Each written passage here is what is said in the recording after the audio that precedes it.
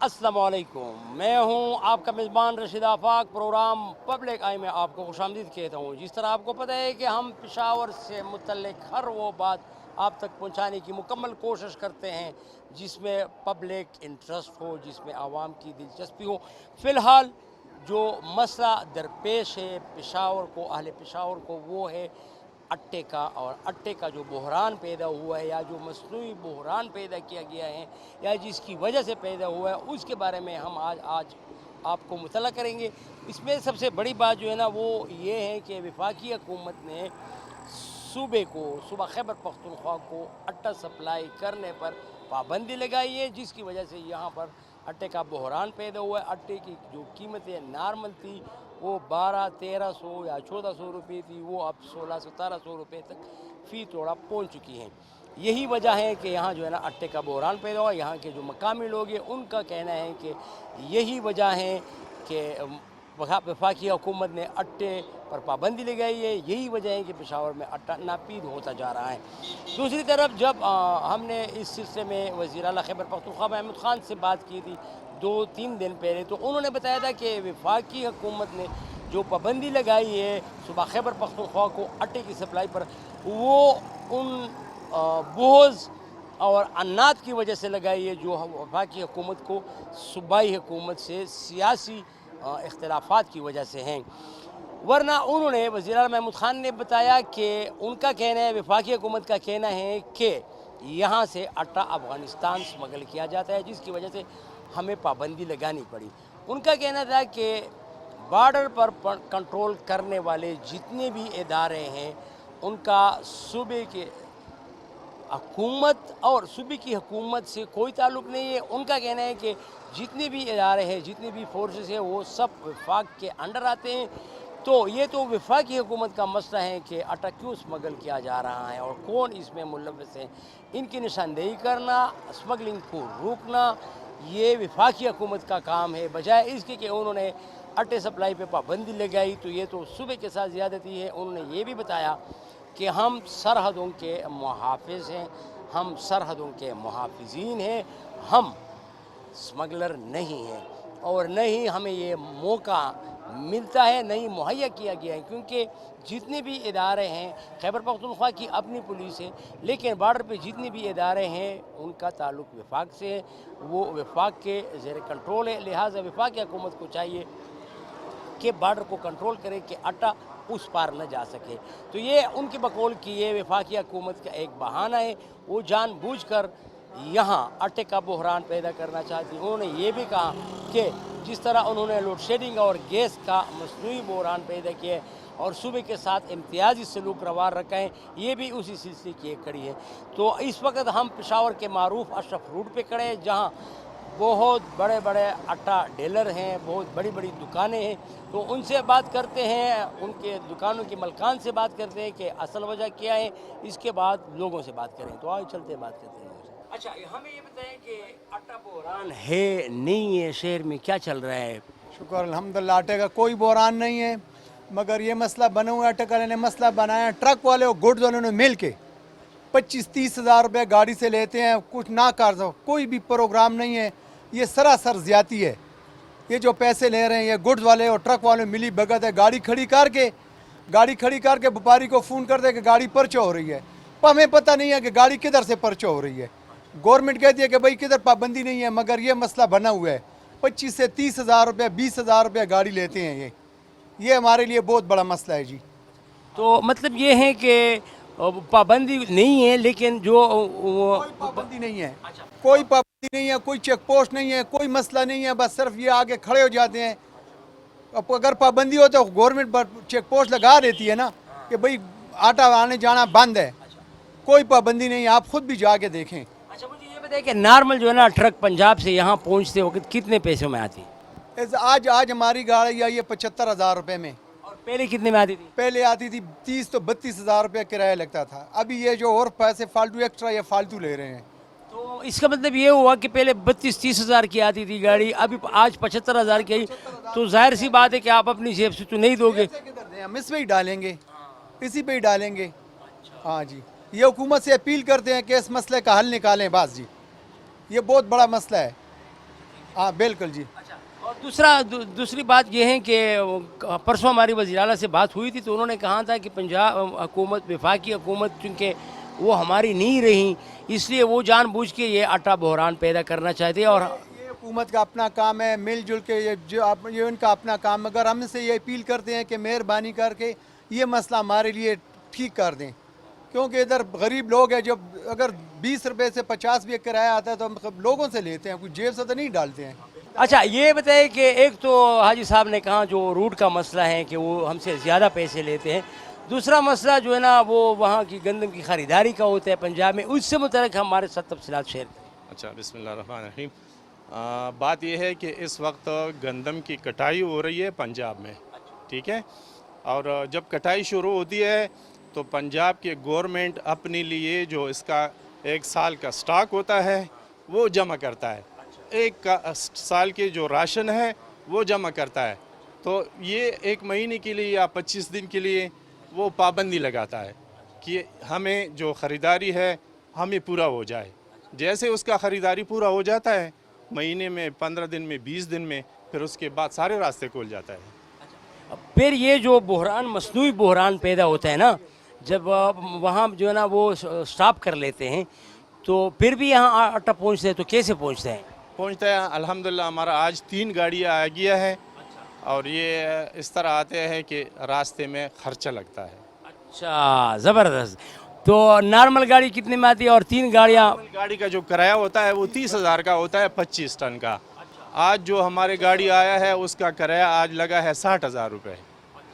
ये जो 30,000 का है, 30,000 रुपये जो इजाफी ख़र्चा हो गया, ये रास्ते में खर्च होता है। तो आप लोगों को ये तो फिर ड्राइवरों पे मुहित है कि ड्राइवर दुकानदार को कॉल करे कि भाई उधर गाड़ी पकड़ी जा रही है, मैंने पैसे देने हैं। फिर जाहिर सी बात है कि वो तो आप लोगों को ब्लैकमेल करते हैं, क्योंकि आप तो यहाँ बैठे हैं। इसमें इसके अंदर एक बंदा होता है आड़े वाला, मतलब एजेंट इसके अंदर होता है। एजेंट का सारा जिम्मेवारी होता है कि हम आपसे 15,000 रुपये ख़र्चा एक और 15,000 रुपये किराए में इजाफा, 30,000 हम आपसे लेंगे और माल का हम जिम्मेवार है, हम पेशावर में आपको पहुँच दे देंगे। तो मतलब जो माल आप महंगा ख़रीदते हैं वही माल पर आप जाहिर सी बात है अपनी जेब से तो नहीं डाल सकते हैं। तो 30 रुपये तकरीबन ये जो रास्ते का इजाफी ख़र्चा है, एक तोड़े के ऊपर 30 रुपये। 30 रुपये तो नॉर्मल ख़र्चा है, 30 रुपये इजाफी ख़र्चा है, 60 रुपये तो ज़ाहिर 20 किलो में पड़ गया, रेट ऊपर हो गया। और जब मिलें हमें माल देती है तो मिल को जब गंदम पहुंचती है तो उनका भी यही हिसाब है, गंदम के ऊपर भी पाबंदी है ना। जब एक जगह से गंदम पहुंचते हैं मिल में तो मिल पर भी गंदम लाना पाबंदी है, तो वो भी इसी तरह का रिश्वत रास्ते में लेता है।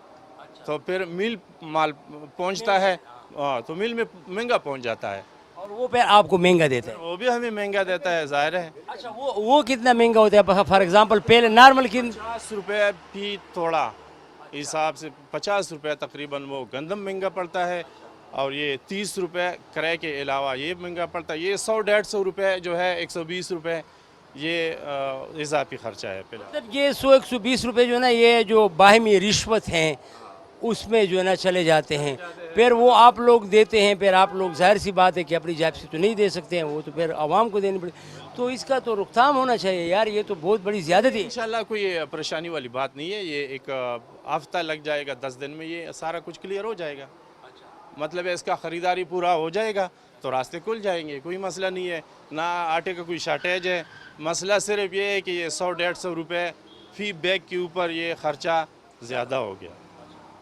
तो जो लोग 1400-1500 में ख़रीद नहीं सकते हैं वो फिर 1600 या ज़्यादा में ख़रीदने, तो ये भी तो ज़्यादा थी ना।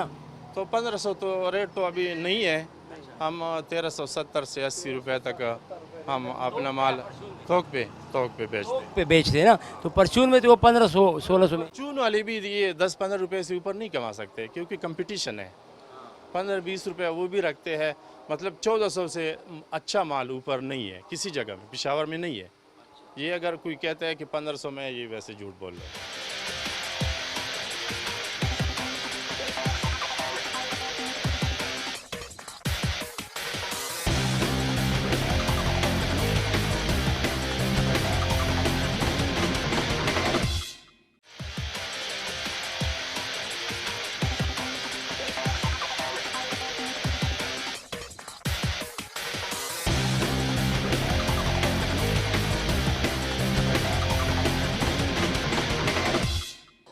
बिल्कुल दुकानदारों की बातें तो आपने सुनी। उनका कहना है कि जो माल हमें महंगा मिल रहा है तो हम कैसे अपनी जेब से पैसे डाल के उसे सस्ता बेचें।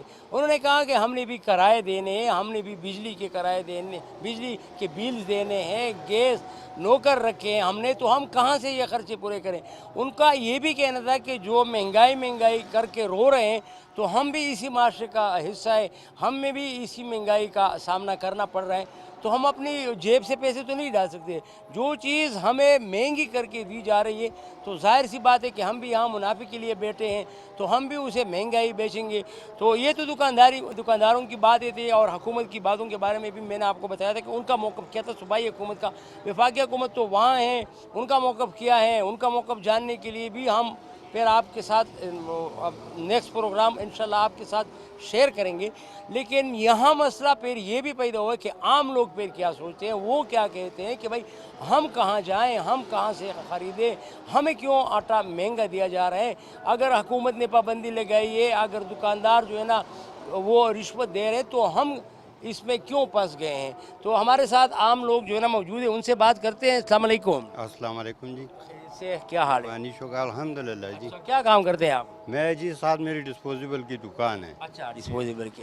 अच्छा, तो आटा खरीदने के लिए आए थे? आटा ख़रीदने के लिए आए हैं, लेकिन रेट इस कदर तेज़ हैं कि अब क्या करें। बस वो महंगाई, आटा सब चीज़ वाफिर है, लेकिन कीमतें इतनी बढ़ गई हैं कि बस कुव्वत मतलब है पहले पूरी 1200 रुपए की थी, अब 1300 से भी तजावज़ कर गई है।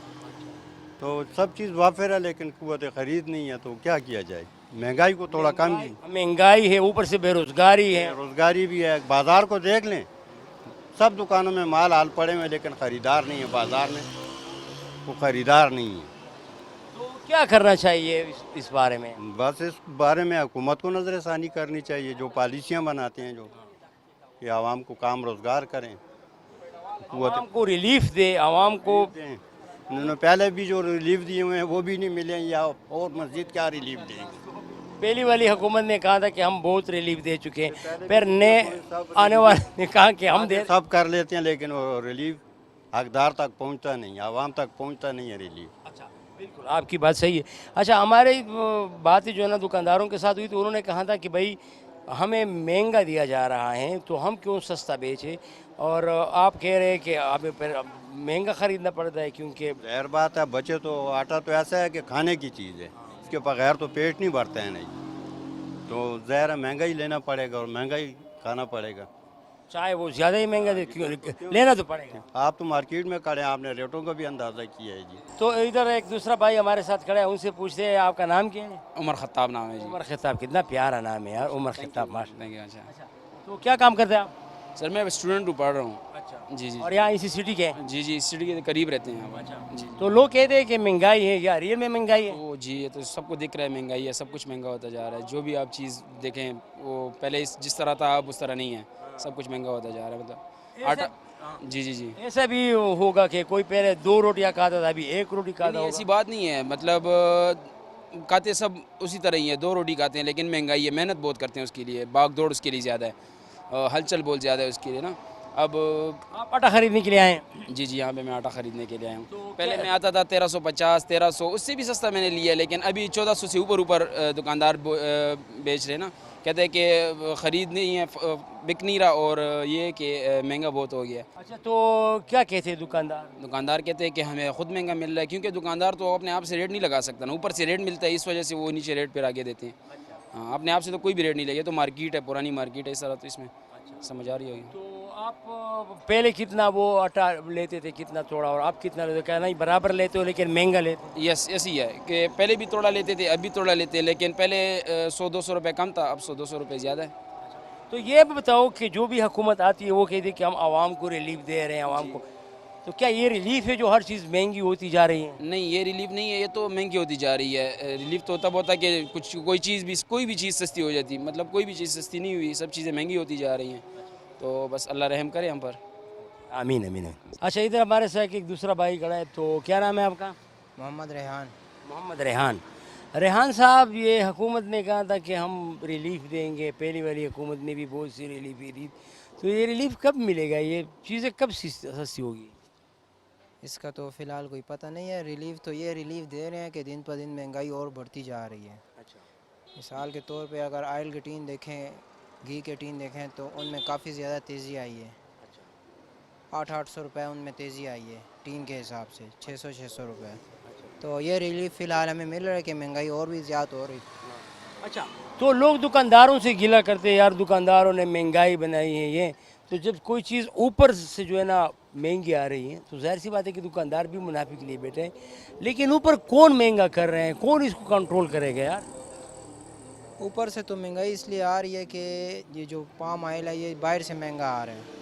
महंगाई जो है ये और मुल्कों में भी है, ये नहीं कि सिर्फ पाकिस्तान में है।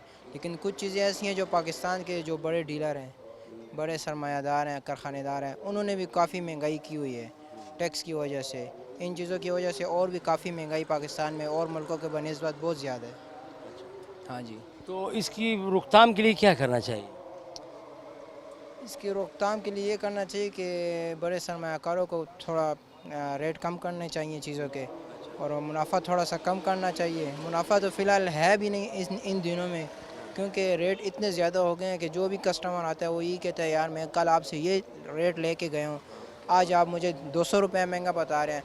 रात गुजरती है तो चीज़ें 500 रुपये महंगी हुई होती हैं, 400 रुपये इस तरह। तो इसकी रोकथाम के लिए होगा कि हुकूमत को चाहिए कि कुछ ना कुछ रिलीफ देना चाहिए। अब 2 दिन पहले आटा और महंगा हो गया है। अच्छा, ये बताएं कि लोग तो फिर आपसे भी लड़ते होंगे ना कि यार ये आपने महंगाई कर दी है। हाँ, ये तो लाज़िमन बात है। जो हमारे डेली के कस्टमर हैं वो कहते हैं मैं आपसे कल ये रेट लेके गया था, आज आप ये रेट बोल रहे हैं। तो उनको फिर हम कुछ ना कुछ करके कम करके दे ही देते हैं। तो आप उसको समझा सकते हो ना कि भाई ये ऑयल तो हम खुद नहीं बना रहे हैं, चावल तो हम खुद नहीं उगा रहे हैं, तो किधर से ले के आ रहे हैं? जब वहाँ से महंगा आएगा तो जाहिर सी बात है। खैर हमें समझाने की ज़रूरत नहीं है, हर कोई ख़ुद समझदार हैं। लेकिन वो भी समझदार हैं, वो भी हमारी तरह ही दुकानदार हैं। लेकिन उनकी भी मजबूरी है कि उनको आगे जो इलाके वाले होते हैं, घर वाले होते हैं, घर के लिए जो सौदा लेने आते हैं, जिसका छोटा सा घर होगा, 1 पैकेट लेगा या 2 पैकेट लेंगे, तो वो भी उनको गिला करते हैं यार मैं आपसे ये रेट लेके गया हूँ, आज ये रेट दे रहे हो। सारा गिला ही यही है। Okay, thank you Mohammad Rehan sahab. तो आप लोगों ने बातें सुनी, यहाँ दुकानदारों की भी और आवाम की भी बातें सुनी, और यकीनन कि कोई ये अगर समझ रहा है कि कोई तो खुश होगा, लेकिन मसला ये है कि यहाँ कोई भी खुश नहीं है। दुकानदारों को जितने मसले मसाइल का सामना करना पड़ता है वो वही जानते हैं, क्योंकि हमारे साथ ऐसी दुकानदारों ने भी बातें की हैं कि भाई जो चीज़ हमें महंगी मिल रही है हम कौन से अब्दुल सत्तार ईदी हैं जो अपने जेब से पैसे दे के जो है ना लोगों में मुफ्त बांटे पे रहे हैं या सस्ता बांटे पे रहे। उन्होंने कहा कि हमारी भी ये मजबूरियाँ हैं, और जो अवाम है उनका भी यही कहना है कि ये रिलीफ नाम से वो लोगों को गिन आने लगे हैं कि ये रिलीफ है क्या आखिरकार। जो हर हुकूमत कहती है कि हमने आवाम को रिलीफ दिया, हम आवाम को रिलीफ दे रहे हैं, हम आवाम को रिलीफ देंगे, ये रिलीफ कब मिलेगी, कब और किस तरीके से हमें मिलेगा। यकीनन बहुत से मसाइल हैं। आटे के हवाले से जो मसले मसाइल हैं वो तो आपने सुन लिए। अगरचे सूबाई हुकूमत का कहना है कि वफाकी हुकूमत ने पाबंदी लगाई, लेकिन यहाँ दुकानदारों का कहना है कि नहीं, जब गंदम की वो कटाई होती है तो अमूमन जो है ना साल के इन महीनों में पाबंदी होती है। लेकिन उन्होंने एक बात जो की वो काबिल तवज्जो है, और वो बात यह है कि उन्होंने कहा कि आटा फिर भी आ रहा है, पाबंदी के बावजूद भी आ रहा है, लेकिन महंगा आ रहा है। बीच में से जो मेन और बंदा है वो ले रहे हैं, ज़्यादा ले रहे हैं, और मिल वाले से भी वही बंदा ले रहे हैं, इन दुकानदारों से भी वही बंदा ले रहे हैं। तो कह रहे हैं कि जब हमें पहले ट्रक 30,000 का मिलता था इधर पहुँच, अभी जो है ना एक ट्रक 75 और 80,000 में पहुँच रहा है। तो जाहिर सी बात है कि वो तो हम अपनी पॉकेट से नहीं देंगे। बाकी जहाँ तक आटे का बहरान की बात है तो यहाँ हमने भी देखा कि कोई बहरान नहीं है, सब दुकानें भरी पड़ी हैं, न लोगों की लाइनें हैं, न कोई ऐसा बहरान है। अलबत्ता उसमें इजाफ़ा हुआ है, आटे की कीमत में इजाफ़ा हुआ है, और इजाफे की वजह यह है कि जो पाबंदी लगी है, लेकिन पाबंदी के बावजूद भी जो आटा यहाँ पहुँच रहा है वो महंगा पहुँच रहा है, और यही वजह है कि दुकानदार वो आटा महंगा ख़रीद कर महंगा ही बेच रहे हैं। तो यही मसले हैं, यही मसाइल है। अभी पाबंदी क्यों लगी है, पाबंदी के बावजूद यहाँ क्यों पहुँच रहा है और कौन पहुँचा रहा है, इनका पता करना किसकी ज़िम्मेदारी है? हुकूमत की ज़िम्मेदारी है। सूबाई हुकूमत ने तो ख़ुद को बरी इल्ज़ुमा करार दे दिया कि भाई वफाकी हुकूमत ने पाबंदी लगाई, लेकिन बीच में पाबंदी के बावजूद भी जो आटा आ रहा है और बीच में जो कौन पैसे ले रहा है उसका पता लगाना शायद सूबाई हुकूमत की भी ज़िम्मेदारी है, लिहाजा वो ख़ुद को इससे बरइल्ज़ाम न समझे। तो हमारे साथ रही है, हमारे इस प्रोग्राम का इख्तिताम होने वाला है। इस जो खुसूसी प्रोग्राम हमने आपके लिए किया था, इसके बाद हम आपको हमेशा की तरह एक नए मौजू पर एक नई मंजिल की तरफ लेकर जाऊंगा। अपने मेज़बान के साथ रहिए और फ़िलहाल अपने मेज़बान रशीद आफाक को इजाज़त दीजिए। अल्लाह हाफ़िज़।